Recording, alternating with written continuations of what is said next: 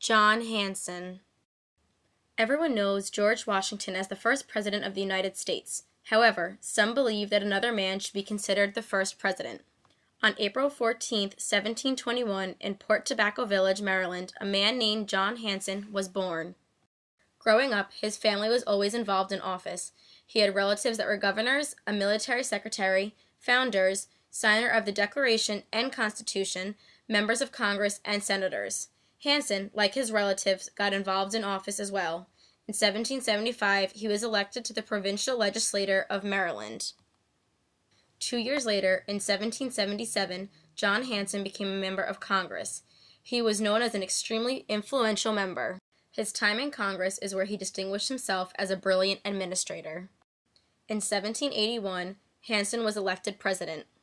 He served as president of the Constitutional Congress of the United States from November 5, 1781 to November 3, 1782.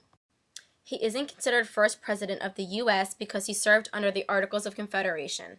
The Articles of Confederation consisted of 13 states. At this time, states acted as their own independent country but came together in times of need, unlike George Washington that served an executive position 8 years later.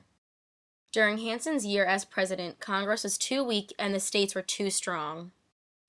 However, Hanson was able to keep order and put the country on the path it has been on and is still on today. For instance, Hanson played a major role in the Revolutionary War. Many soldiers were upset because they were expected to be paid, but there was no money to be given. Hanson managed to settle this and establish systems that are still used today.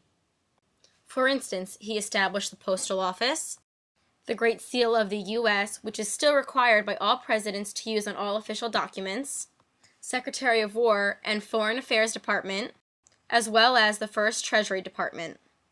John Hanson is overlooked as a leader because of when he served our country. However, without his accomplishments, our country would not be the same.